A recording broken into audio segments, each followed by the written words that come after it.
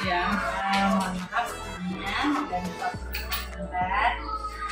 Saya kepada Ibu untuk mengadakan sosialisasi budaya positif di sekolah. Apa diizinnya, Bu? Silahkan. Kapan waktunya dan menggunakan berapa tempat yang harus dipersiapkan dan juga berapa personel yang harus disiapkan.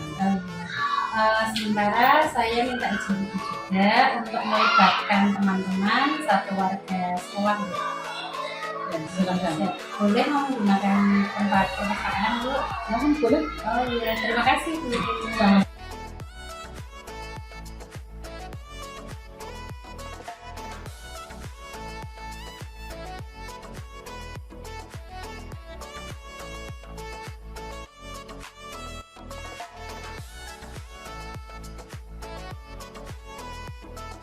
Assalamualaikum warahmatullahi wabarakatuh. Waalaikumsalam warahmatullahi wabarakatuh. Bismillah, alhamdulillah, la haula wala quwwata illa billah.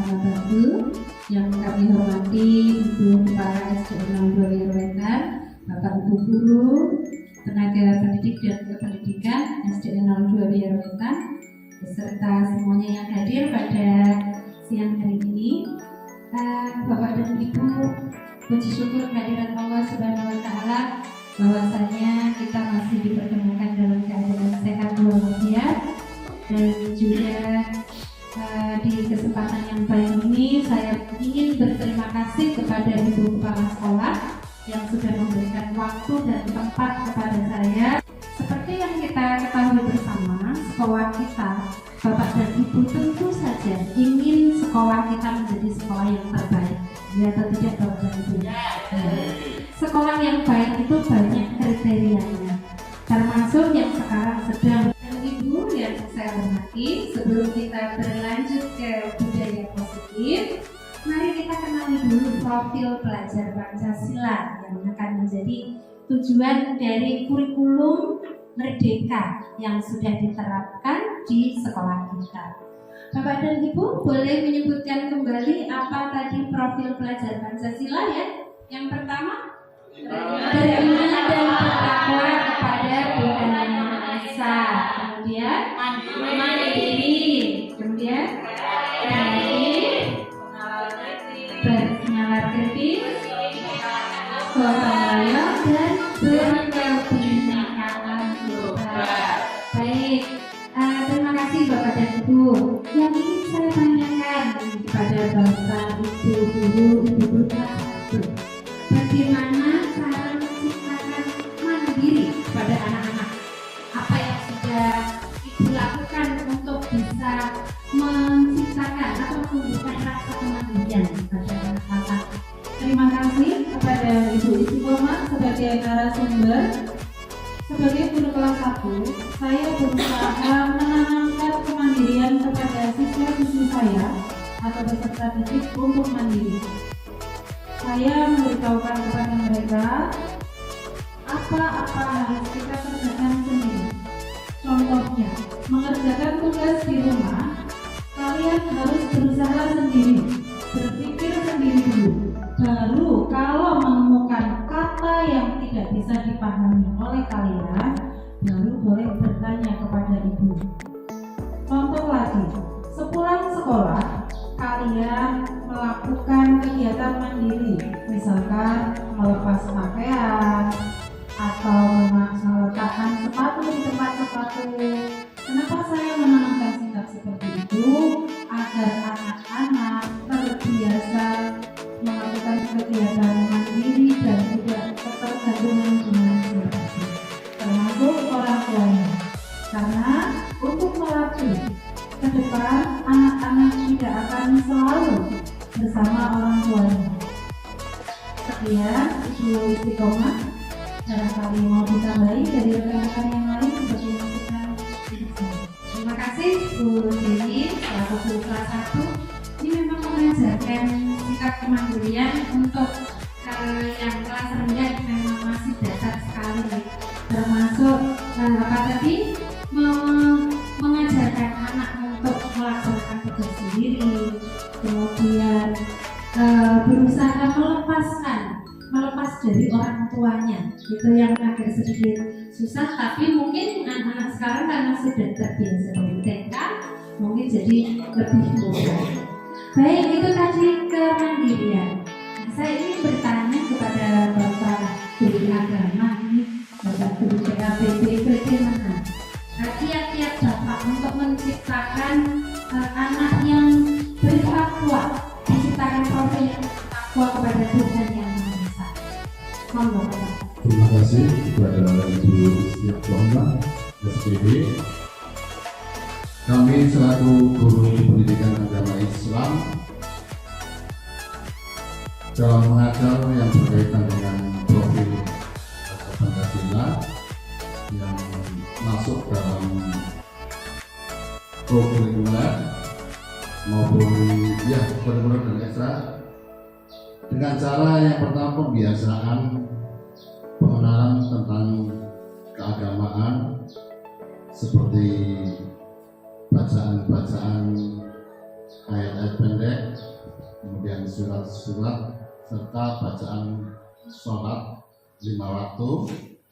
Dan kebiasaan yang lain, kami di akhir pelajaran biasanya anak-anak saya ajak untuk latihan sholat bersama, kemudian diakhiri dengan sholat berjamaah dulu, agar harapan kami nanti anak itu terbiasa berakhlak mulia, berketuhanan Yang Maha Esa, baik di sekolah dan di luar sekolah atau di lingkungan sekolah atau di rumah, sehingga nanti diharapkan setelah selesai anak lulus dari SD itu bisa mandiri untuk melakukan hal-hal yang berkaitan dengan agama, baik yang berkaitan dengan Abdullah maupun yang berkaitan dengan Abdullah.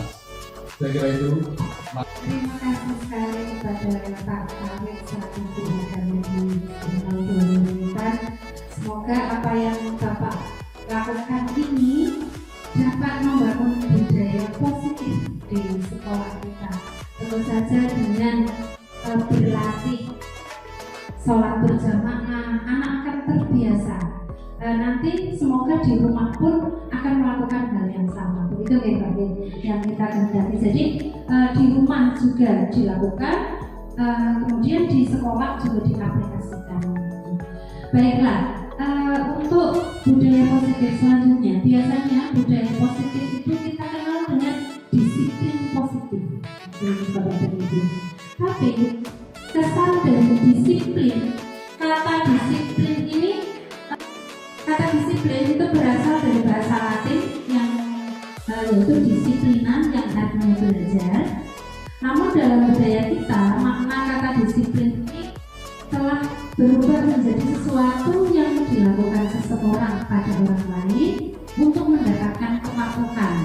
Misalnya, disiplin mengumpulkan tugas, otomatis anak-anak akan patuh mengumpulkan tugas pada tepat waktu. Itu yang kita inginkan. Itu adanya kata disiplin, terkesan tegang dan taat pada peraturan. Makanya kata disiplin ini sudah kita gabungkan atau kita budayakan, kita ganti menjadi budaya positif. Jadi kata yang semula anak-anak mikirnya kalau disiplin itu akan diakhiri dengan hukuman ketika dia melanggar seperti itu. Tetapi dengan membudayakan sesuatu hal yang positif pada diri mereka, terutama dari internal dulu. Oh, itu bukan aturan sekolah, tapi mereka sudah membudayakan dari diri. Oh ya, saya harus ada kesadaran diri bahwa oh ya, saya harus melakukan sholat lima waktu. Saya harus mengumpulkan tugas tepat waktu. Nah, itulah budaya yang harus kita tanamkan. Jadi itu semua diawali dari kesadaran internal anak itu sendiri, yaitu kesadaran dari diri mereka sendiri. Gitu Bapak dan Ibu. Harus mulai dari dalam dulu Bapak dan Ibu. Mulai dari dalam itu bagaimana? lingkungannya yang nyaman, Bapak dan Ibu guru di sekolah, kemudian Bapak dan Ibu guru dengan siswanya, juga Bapak dan Ibu guru, siswa dan juga orang tua murid. Itu adalah 3 komponen utama yang ada di sekolah. Dalam penerapan disiplin, guru seringkali menerapkan hukuman dan konsekuensi. Apakah bedanya hukuman dan konsekuensi? Penerapan hukuman dan disiplin. Hukuman bersifat tidak terencana atau tiba-tiba. Anak atau murid tidak tahu apa yang akan terjadi dan tidak dilibatkan.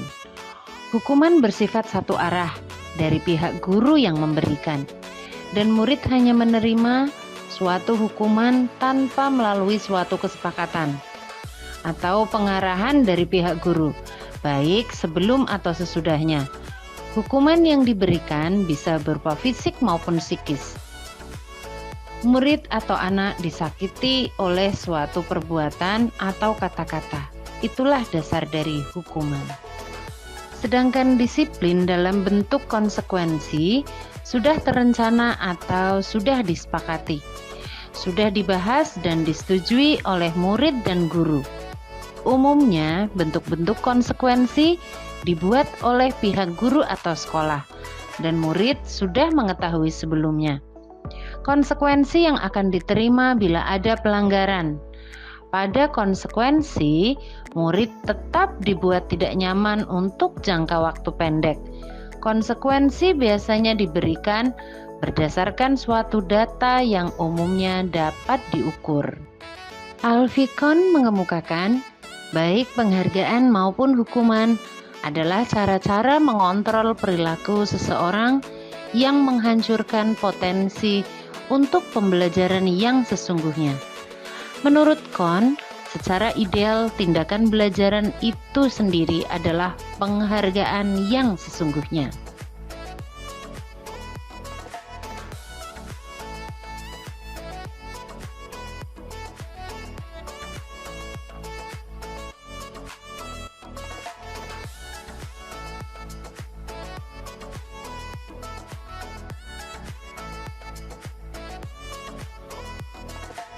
Dan Ibu, kita ke keyakinan kelas. Apa sih keyakinan kelas itu? Kalau dulu kita mengenal tata tertib, ini Bapak Ibu, tata tertib SDN 02 Wiyowetan, tata tertib kelas 5.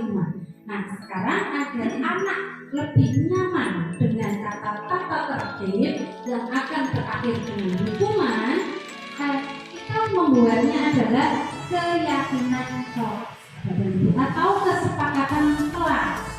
Jadi kemarin sebelum anak-anak belajar aktif di kelas itu kita sudah membuat kesepakatan bersama. Anak-anak, mari kita buat kesepakatan kelas kita biar nyaman. Apa ya yang bisa kita sepakati bersama? Gitu. Berarti guru sudah menuntun anak untuk membuat peraturan sendiri di kelasnya. Ini kita kenal dengan kesepakatan kelas yang nantinya akan menjadi keyakinan kelas yang ditaati bersama. Jadi sudah tidak tegang dengan kata peraturan dan tata tertib, karena biasanya itu semua akan anak-anak berpikirnya adalah tentang saya kalau melanggar pasti dihukum, gitu ya. Tapi kalau keyakinan kelas, anak-anak otomatis akan dengan sendirinya menjalani apa yang sudah disepakati oleh kelas tersebut.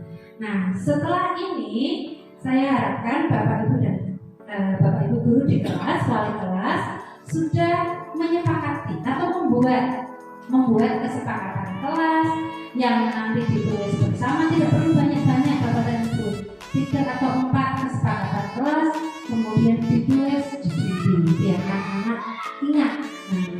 Nah, sebagai contoh ini saya ingin mendengar Ibu guru kelas 4, Bu Rizky, bagaimana kira-kira Bu kesepakatan kelas yang bisa kamu sepakati di kelas Anda? Terima kasih atas waktunya buat Ibu Istiqomah. Kesepakatan kelas yang kami sepakati kelas 4 itu menciptakan suasana kondusif supaya tidak gaduh. Oh ya, bagus Bu. Terus kalau ada sampah berserakan atau di bawah meja ada sampah itu saya ambil. Nanti itu menciptakan kebersihan kelas. Tidak menggunakan ya anak-anak supaya atau sama gurunya. Oke. Iya, terima kasih Bu. Terima kasih Bu Rizky. Kalau di kelas saya itu saya tambahi dengan mengumpulkan tugas tepat waktu. Jadi nanti ketika dia tidak tepat waktu, dia akan merasa, oh ya saya siap menerima konsekuensinya. Baik itu mengumpulkan tugas double atau harus bagaimana konsekuensi yang nanti disepakati juga di kelas Anda, gitu ya. Jadi nanti lama-lama ini teman yang lain itu yang bakal ngeleke gitu loh, yang akan memperingatkan, ayo kamu melanggar, ya seperti itu. Jadi tidak perlu bapak dan ibu gurunya setiap hari harus menghukum muridnya karena melanggar. Nanti mungkin hari pertama masih ada 5 anak yang melanggar, besok akan berkurang dan kemudian tidak ada yang berani melanggar lagi karena ini sudah disepakati di kelas masing-masing.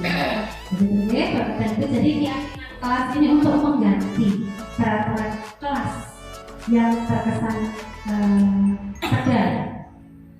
Kemudian dalam penerapan disiplin, guru seringkali menerapkan hukuman dan konsekuensi.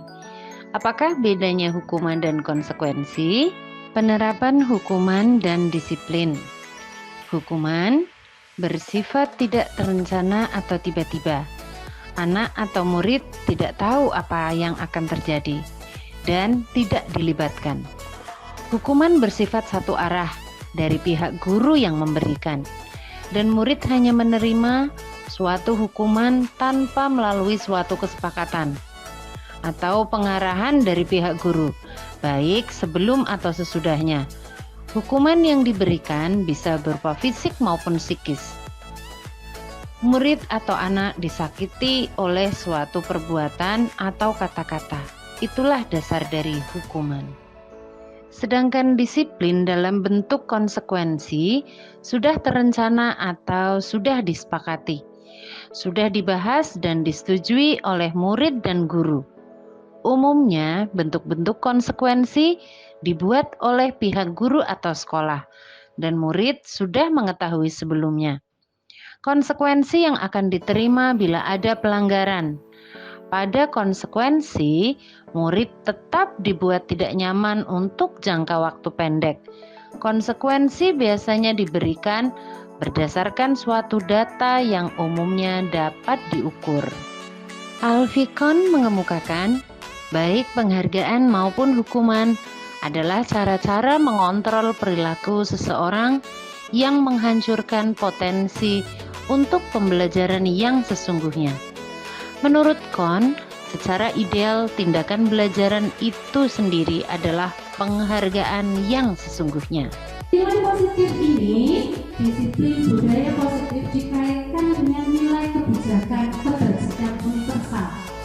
Nilai kebajikan universal yang tadi Bapak dan Ibu sudah sebutkan, juga beserta kiat-kiatnya untuk mengarah ke profil pelajar Pancasila seperti yang kita harapkan bersama. Oke, nah nilai kebajikan ini masih banyak Bapak dan Ibu. Misalnya tanggung jawab, toleransi, penjual rasa, hormat menghormati, itu juga budaya positif yang harus kita terapkan di sekolah. Nah, adanya anak melakukan sesuatu yang positif itu ada beberapa motivasi.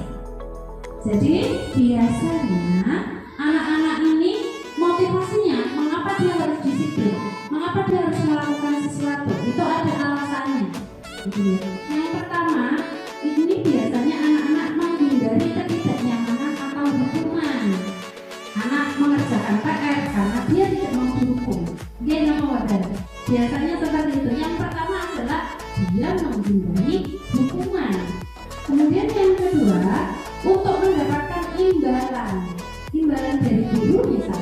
lihat, wah pintar. Begitu karena dia ingin mendapatkan imbalan atau penghargaan dari orang lain, baik dari orang tuanya atau kita sebagai gurunya. Itu alasan. Kemudian yang ketiga itu karena mereka benar-benar ingin PR, benar-benar bertanggung jawab gitu ya. Jadi motivasi yang ketiga adalah untuk menjadi diri yang mereka inginkan. Memang betul-betul bertanggung jawab gitu. Dan menghargai diri mereka sendiri. Mereka nggak PR ya karena mereka menghargai diri mereka sendiri bahwa saya ingin menjadi orang yang baik, orang yang lebih baik. Seperti itu Bapak dan Ibu. Sebagai seorang guru, saat Anda hadir mengajar tepat waktu di kelas, sebenarnya motivasi apa yang ingin Anda dapatkan? Mengapa Bapak dan Ibu guru kok mengajar di kelas tepat waktu? Kenapa? Ingin mendapat penghargaan dari kepala sekolah atau memang sudah tahu mengajarnya? Bahwa saya datang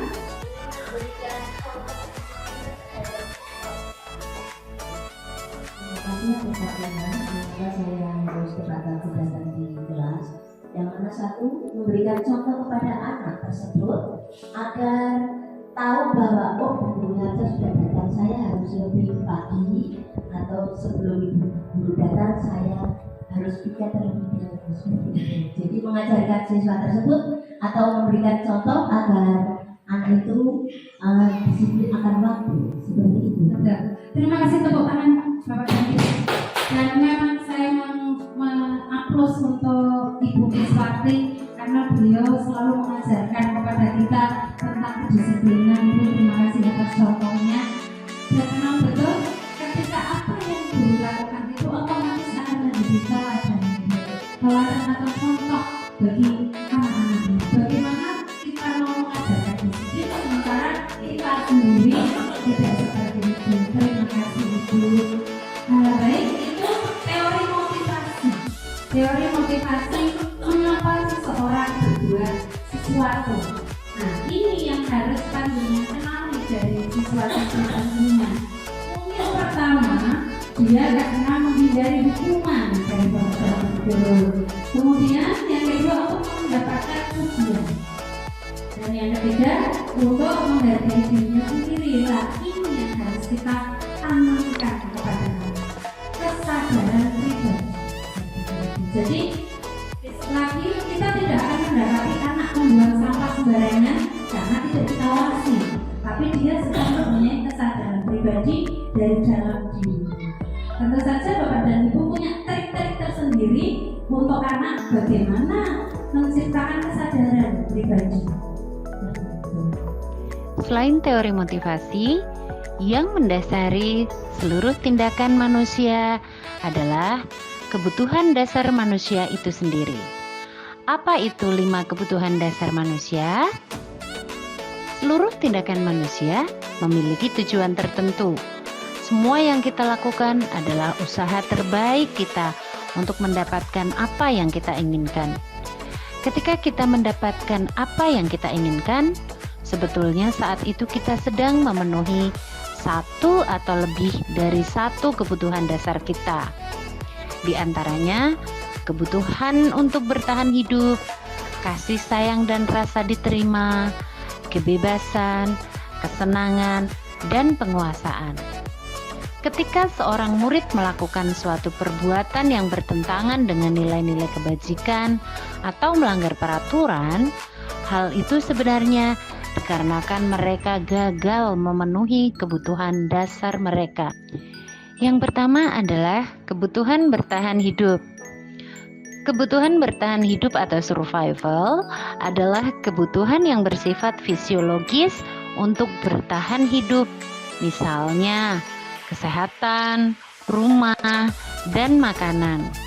Kebutuhan biologis sebagai bagian dari proses reproduksi termasuk kebutuhan untuk tetap bertahan hidup. Komponen psikologis pada kebutuhan ini meliputi kebutuhan akan perasaan aman. Kebutuhan dasar manusia berikutnya adalah kasih sayang dan rasa diterima.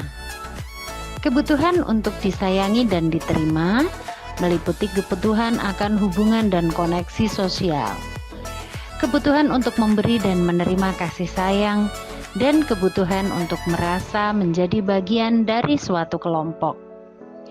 Kebutuhan ini juga meliputi keinginan untuk tetap terhubung dengan orang lain, seperti teman, keluarga, pasangan hidup, teman kerja, binatang peliharaan, dan lainnya. Anak-anak yang memiliki kebutuhan dasar kasih sayang dan rasa diterima yang tinggi biasanya ingin disukai dan diterima oleh lingkungannya. Yang ketiga adalah penguasaan. Kebutuhan ini berhubungan dengan kekuatan untuk mencapai sesuatu, menjadi kompeten, menjadi terampil, diakui atas prestasi dan keterampilan kita, didengarkan, dan memiliki rasa harga diri. Kebutuhan ini meliputi keinginan untuk dianggap berharga, bisa membuat perbedaan, bisa membuat pencapaian, kompeten, diakui, dan dihormati. Ini meliputi self-esteem dan keinginan untuk meninggalkan pengaruh. Anak-anak yang memiliki kebutuhan dasar akan penguasaan yang tinggi biasanya selalu ingin menjadi pemimpin. Mereka juga suka mengamati sebelum mencoba hal baru dan akan merasa kecewa bila melakukan kesalahan. Kebutuhan dasar berikutnya yaitu kebebasan. Kebutuhan untuk bebas adalah kebutuhan akan kemandirian, otonomi, memiliki pilihan, dan mampu mengendalikan arah hidup seseorang. Anak-anak dengan kebutuhan kebebasan yang tinggi menginginkan pilihan. Mereka perlu banyak bergerak, suka mencoba-coba, tidak terlalu terpengaruh orang lain, dan senang mencoba hal baru dan menarik. Yang kelima adalah kesenangan. Kebutuhan akan kesenangan adalah kebutuhan untuk mencari kesenangan, bermain, dan tertawa. Bayangkan, hidup tanpa kenikmatan apapun, betapa menyedihkan. Glasser menghubungkan kebutuhan akan kesenangan dengan belajar. Semua hewan dengan tingkat intelijensi tinggi, seperti anjing, lumba-lumba, primata, dan lain-lain, juga bermain. Saat mereka bermain, mereka mempelajari keterampilan hidup yang penting, dan manusia pun tidak berbeda. Anak-anak dengan kebutuhan dasar kesenangan yang tinggi biasanya ingin menikmati apa yang dilakukan. Mereka juga bisa berkonsentrasi tinggi saat mengerjakan hal yang disenangi. 5 dasar kebutuhan manusia itulah yang juga melatar belakangi setiap tindakan murid dan akan menjadi budaya positif di sekolah. Nah, untuk menerapkan keyakinan kelas tadi di kelas dan untuk menciptakan budaya positif di sekolah, tentu saja sebagai guru kita punya kontra terhadap anak kita, dan juga kita punya wewenang moral siswa. Tetapi di sini ada 5 posisi kontrol. Sebelum ke 5 posisi kontrol, Bapak dan Ibu akan saya beri satu contoh kasus. Ya, Bapak dan Ibu. Ini misalnya contoh kasus. Adi datang ke sekolah dengan terburu-buru. Hari ini dia terlambat datang ke sekolah. Tiba-tiba Bapak dan Ibu guru melihat Adi memakai sepatu putih. Apa yang akan Bapak Ibu guru lakukan terhadap Adi? Bapak dan Ibu guru bisa menjawabnya di sticky note yang akan saya berikan kepada Bapak dan Ibu guru. Silakan dijawab sesuai dengan pemikiran Anda.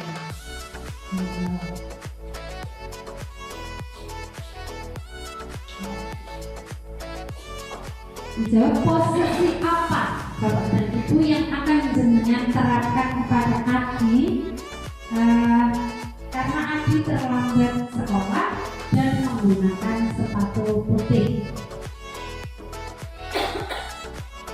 Dalam 5 posisi kontrol, Bapak dan Ibu guru atau orang tua murid yang pertama berlaku sebagai posisi penghukum. Seorang penghukum bisa menggunakan hukuman fisik maupun verbal. Orang-orang yang menjalankan posisi penghukum akan mengatakan bahwa sekolah memerlukan sistem atau alat yang dapat lebih menekankan murid-murid lebih dalam lagi.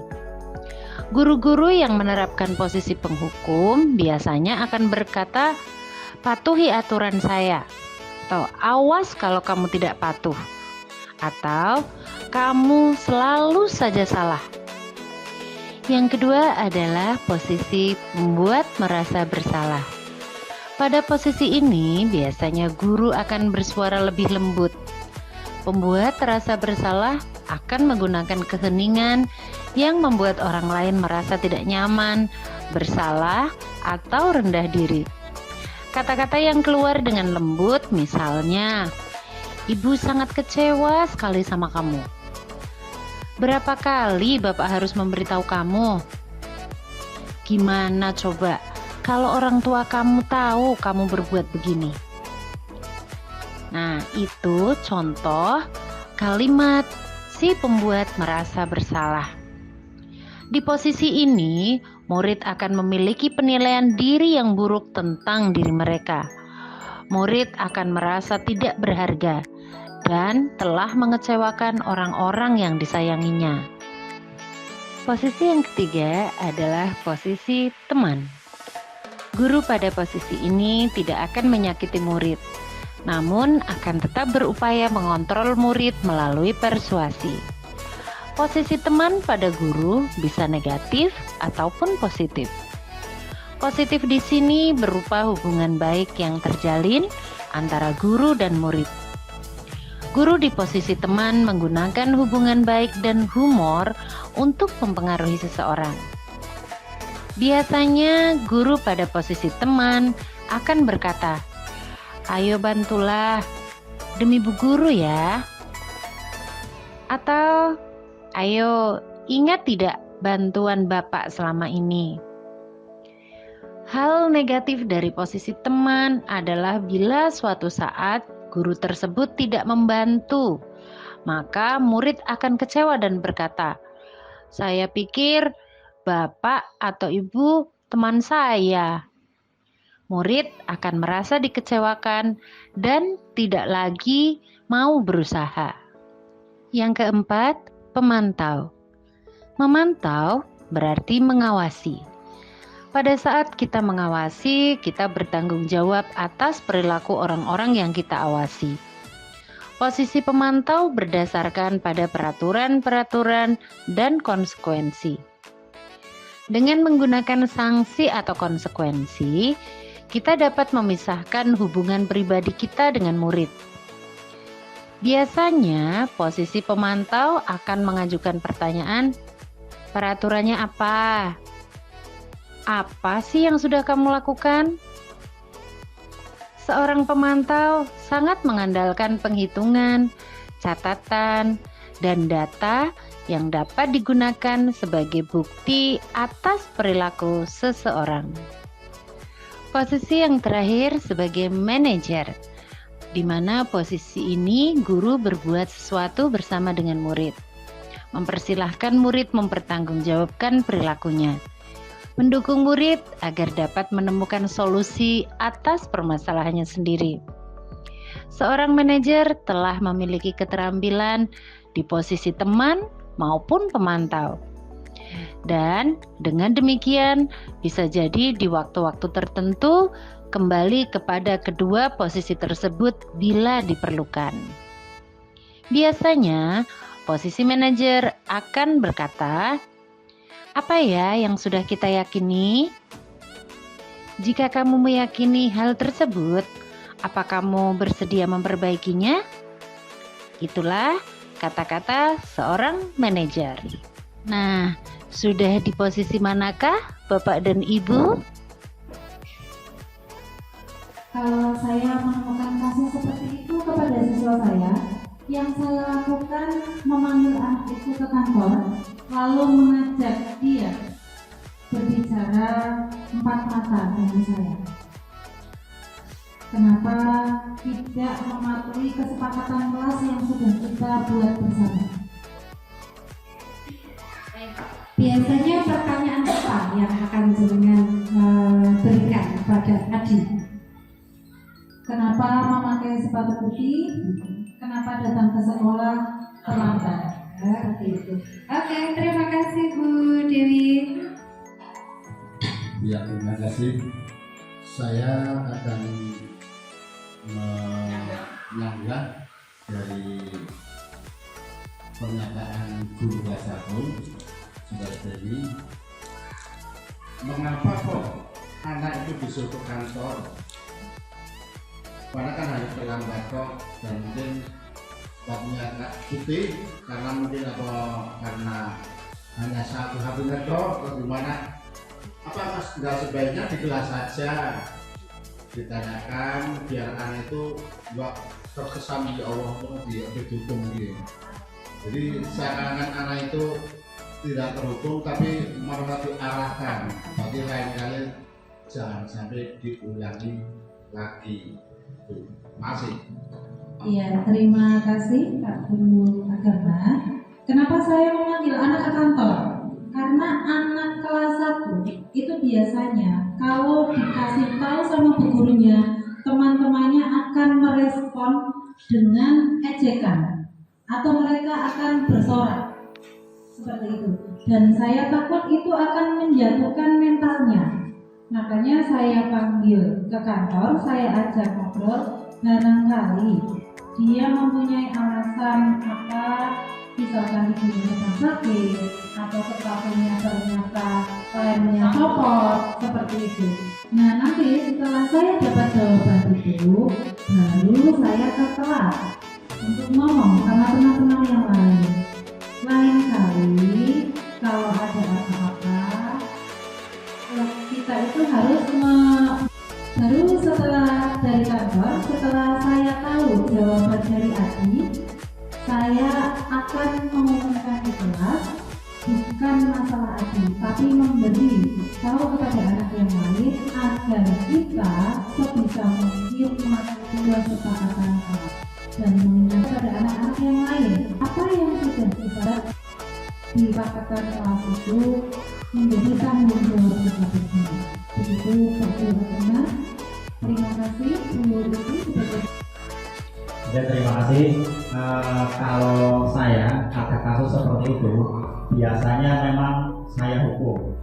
Karena apa? Ya memang kesannya kalau hukuman itu ya memang memaksa, cuma itu menjadi suatu kebiasaan. Kalau anak terlambat sekolah tidak mematuhi peraturan dan tidak dihukum, nanti menjadi kebiasaan setiap hari. Sehingga saya ragu kalau Pak Guru orang IT terlambat orang hukum.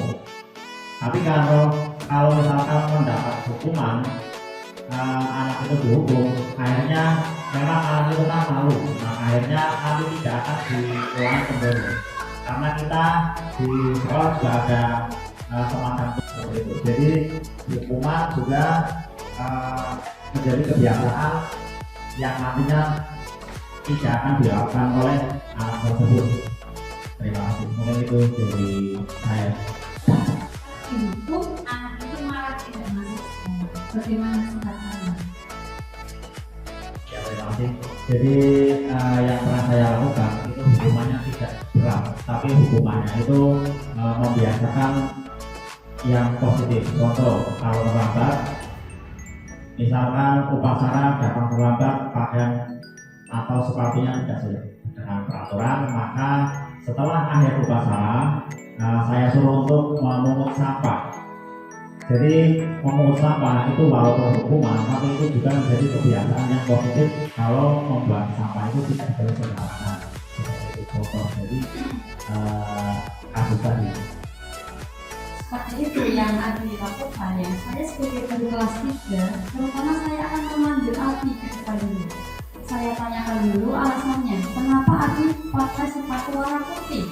Ya, jadi kan kemudian dia hanya punya satu sepatu warna hitam, mungkin masih dicuci, masih kotor atau apa ya.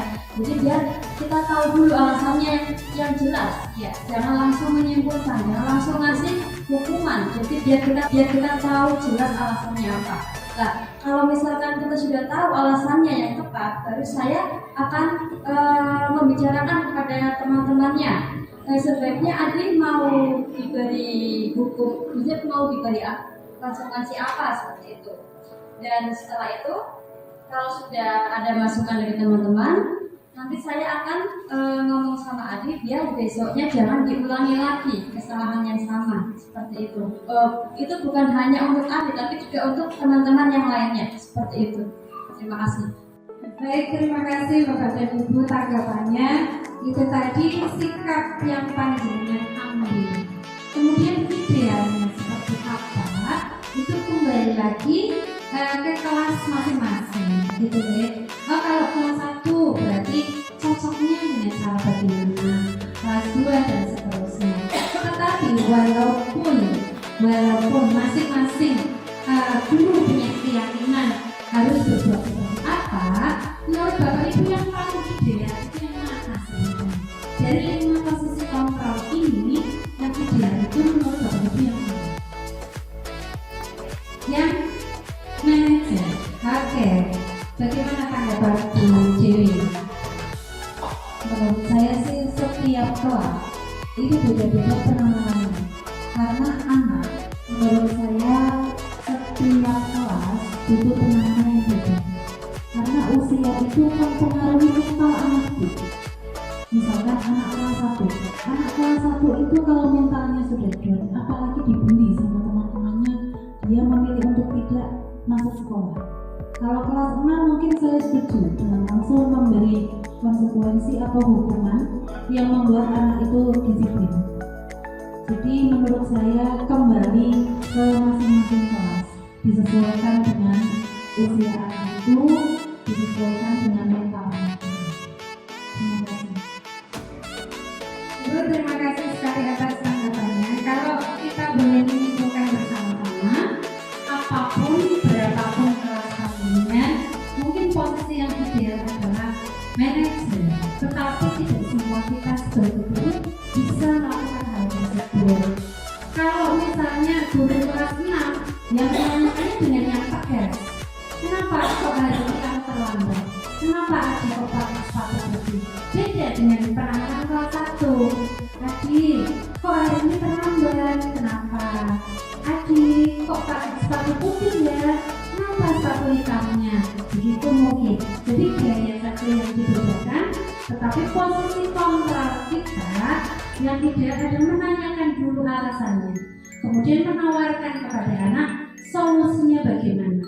Kalau misalnya anak tersebut terlambat, ya diberi solusi bagaimana agar besok tidak terlambat. Kemudian kalau dia punya sepatu hitam hanya 1, ya agar dijaga kebersihannya. Kemudian berikutnya komunikasikan dengan orang tua bagaimana solusi yang tepat agar anak ini bisa tetap menjalankan peraturan sekolah, tetapi juga tidak memberatkan anak. Menurut Goosen, restitusi adalah proses menciptakan kondisi bagi murid untuk memperbaiki kesalahan mereka, sehingga mereka bisa kembali pada kelompok mereka dengan karakter yang lebih kuat. Restitusi juga adalah proses kolaboratif yang mengajarkan murid untuk mencari solusi untuk masalahnya dan membantu murid berpikir tentang orang seperti apa yang mereka inginkan. Restitusi membantu murid menjadi lebih memiliki tujuan, disiplin positif, dan memulihkan dirinya setelah berbuat salah. Penekanannya bukanlah pada bagaimana berperilaku untuk menyenangkan orang lain atau menghindari ketidaknyamanan. Namun tujuannya adalah menjadi orang yang menghargai nilai-nilai kebajikan yang mereka percayai. Sebelumnya kita telah belajar tentang teori kontrol. Melalui restitusi, ketika murid berbuat salah, guru akan menanggapi dengan cara yang memungkinkan murid untuk membuat evaluasi internal tentang apa yang dapat mereka lakukan untuk memperbaiki kesalahan mereka dan mendapatkan kembali harga dirinya. Bapak dan Ibu, untuk menangani permasalahan yang ada di sekolah, juga untuk menerapkan budaya positif di sekolah, kita mengenal adanya segitiga restitusi. Ini salah satu metode dari kita untuk bisa menerapkan budaya positif. Dalam segitiga restitusi, langkah yang pertama adalah menstabilkan identitas Bapak dan Ibu. Nah, ini biasanya guru akan memanggil anak dan mencoba berdiskusi dengan menanyakan, berbuat salah itu tidak apa-apa, salah itu wajar, tidak ada manusia yang sempurna. Bapak dan Ibu guru pun pernah berbuat kesalahan. Ini dalam rangka menstabilkan identitas. Jadi ketika dipanggil, anak itu tidak merasa ketakutan. Nah, gitu. Jadi sebagai guru, kita meyakinkan kepada dia bahwa setiap orang juga pernah bersalah. Itu menstabilkan identitas. Kemudian yang kedua adalah memvalidasi tindakan yang salah. Ketika tadi si Adi itu salah memakai sepatu, kita memvalidasi kesalahannya biar dia itu sadar. Kamu tentu punya alasan. Kenapa hari ini kamu pakai sepatu itu? Kenapa kamu datang terlambat? Nah, tadi ya, setelah Bapak dan Ibu guru itu memberi kenyamanan kepada anak, kemudian kita menegaskan bahwa perbuatan dia pasti punya latar belakang, punya alasan, gitu, dengan memvalidasi tindakan yang salah. Kemudian, adakah cara yang lebih efektif untuk mendapatkan apa yang kamu butuhkan biar kamu besok tidak terlambat? Itu bagaimana? Itu validasi tindakan yang salah. Kemudian, ketika yang terakhir langkahnya adalah menanyakan keyakinan. Setelah tadi anak tersebut sadar dan tahu alasan dia berbuat kesalahan, kemudian kita menanyakan kembali, apa peraturan sekolah kita? Kan? Oh, pakai sepatu hitam betul. Kalau kamu pakai sepatu putih, salah atau tidak? Salah betul. Nah, bagaimana biar besok kamu tidak berbuat kesalahan yang sama? Seperti itu. Jadi anak juga terbiasa mencari solusi dari kesalahan dia sendiri. Ini segitiga restitusi. Assalamualaikum Rizky. Waalaikumsalam Bu. Selamat siang nak. Selamat siang Bu. Ya, Rizky tadi sudah istirahat? Sudah. Sudah jajan? Sudah. Ya. Rizky tahu nggak kenapa ini dipanggil Bu Guru? Tahu. Kenapa sayang? Tidak mengerjakan tugas. Iya. Semua orang pernah berbuat kesalahan. Tidak ada yang sempurna. Bu Guru juga tidak menginginkan nilai Rizky harus 100 semua. Ya, tapi kita harus memperbaiki kesalahannya. Ya, kalau tidak mengerjakan tugas itu salah atau tidak nak? Salah. Bu Guru boleh tahu alasan Rizky tidak mengerjakan tugas? Karena tidak ada yang ngajari Bu. Oh, tidak ada yang ngajari.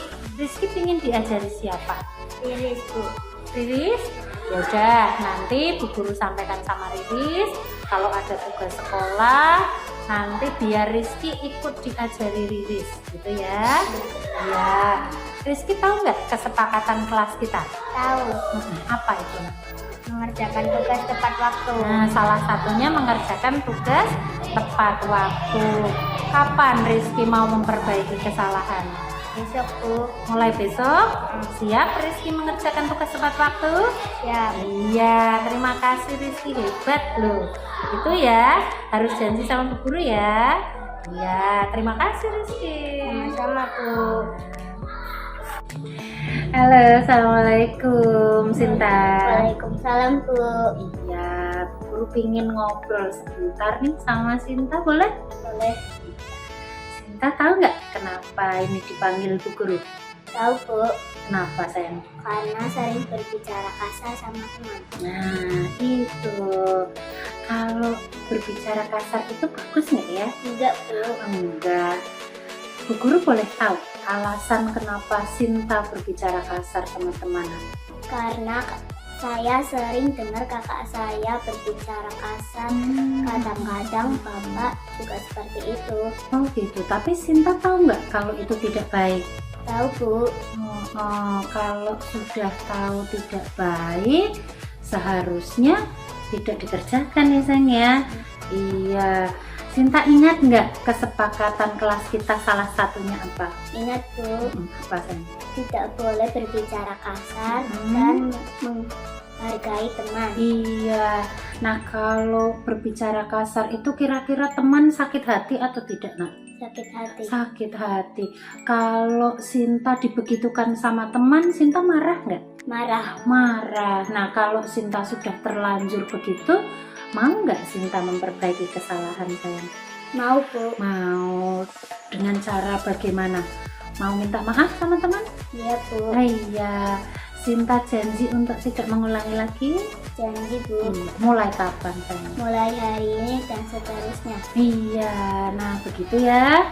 Kalau anak hebat itu berani meminta maaf, juga harus memperbaiki kesalahan. Oke, terima kasih sayang sudah ngobrol. Mau pulang ya? Hati-hati di jalan ya. Dadah. Assalamualaikum warahmatullahi wabarakatuh. Saya Rizky, murid kelas 5 SDN 02 Wiarawetan. Saya berbuat kesalahan karena sering tidak mengerjakan tugas. Tapi dengan dibimbing Bu Guru menggunakan segitiga restitusi, saya menyadari kesalahan saya dan saya mau memperbaikinya dengan senang hati. Terima kasih Bu Guru. Assalamualaikum warahmatullahi wabarakatuh. Halo teman-teman, saya Sinta, murid kelas 5 SDN 02 Wiarawetan. Dengan praktek penerapan segitiga restitusi dari Bu Guru, saya mau mengakui kesalahan saya dan tahu bagaimana cara memperbaiki kesalahan yang terjadi. Terima kasih, Bu Guru. Demikian Bapak dan Ibu semuanya yang bisa saya sampaikan. Tapi sebelum saya tutup, ada baiknya kita semua mendengarkan solusi serta saran dari Ibu Kepala Sekolah untuk kemajuan sekolah kita tentang penerapan budaya positif di sekolah. Kepada Ibu Kepala Sekolah kami Baiklah Bapak Ibu, terkait dengan budaya positif di sekolah, bahwa warga sekolah atau satuan pendidikan sebaiknya melaksanakan budaya sekolah yang telah dikembangkan secara maksimal. Baik saya sendiri selaku kepala sekolah maupun guru dapat mencari informasi melalui kemajuan teknologi mengenai sekolah-sekolah yang maju untuk memperoleh masukan. Kemudian kepala sekolah, guru, siswa, serta penjaga sekolah, pokoknya stakeholder yang ada di satuan pendidikan tersebut sebaiknya melaksanakan peran secara maksimal dengan menerapkan budaya sekolah seperti gotong royong, kerjasama yang baik, saling mengisi, dan seterusnya. Itu kesimpulan singkat dari kami. Mohon maaf apabila kesimpulan ini kurang pas. Sekali lagi mohon maaf. Terima kasih atas waktunya. Ibu, apa yang bisa saya sampaikan tentang budaya positif di sekolah? Mohon maaf atas segala kesalahan. Mohon maaf jika ada baik. Wassalamualaikum warahmatullahi wabarakatuh. Waalaikumsalam.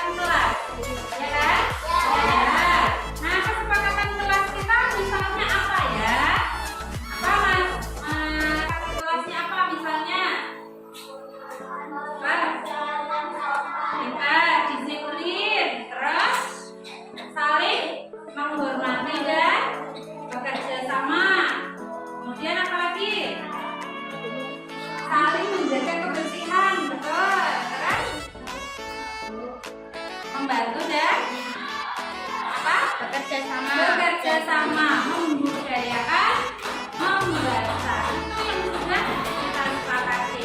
Nah, kira-kira semua yang kita sepakati itu bagus-bagus atau tidak? Mau dilaksanakan atau tidak? Nah, dari pelaksanaan kesepakatan kelas itu, Bu Guru kepengen di sekolah kita, di kelas kita itu membiasakan budaya yang positif. Kalian senang tidak kalau kelas kita nyaman? Senang atau tidak kalau kelas kita menyenangkan? Kenapa? Belajar semangat, ya enggak? Nilai kalian jadi bagus. Kira-kira kalau belajarnya semangat, nilainya bagus atau tidak? Nah, Bu Guru pengen kelas kita mempunyai suasana belajar yang nyaman. Suasana belajar yang nyaman itu berarti harus bagaimana? Harus saling apa? Bekerja sama, tidak boleh mengganggu teman yang sedang belajar, ya.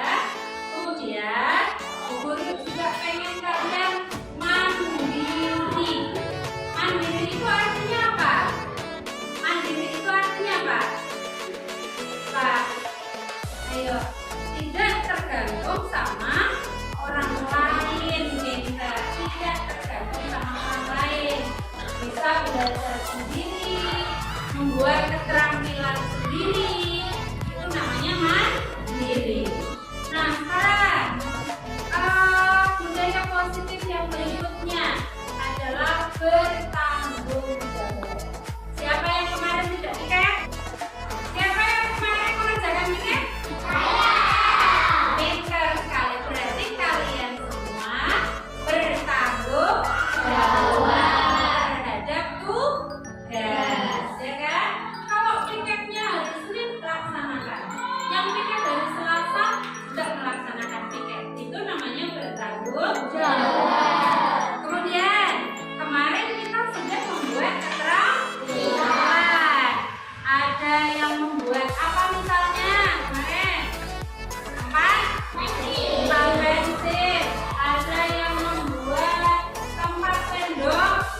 Nah, itu kalian namanya sudah kreatif sesuai dengan keterampilan masing-masing. Oh, ada contoh seperti itu. Kalian dikembangkan lagi. Itu namanya anak kreatif. Terus kemudian bermanfaat untuk lingkungannya. Kalian kalau pulang ke rumah ada kerja bakti, ikut atau tidak? Ikut. Ada tetangga yang kesusahan, mau membantu atau tidak? Kira-kira kalau ada bencana alam, kalian mau membantu atau tidak? Sip, itu namanya melaksanakan budaya positif. Nah, apakah di kelas kita pernah pemilihan ketua kelas? Pernah. Pemilihannya caranya bagaimana? Menentukan pakainya musyawarah apa ditunjuk?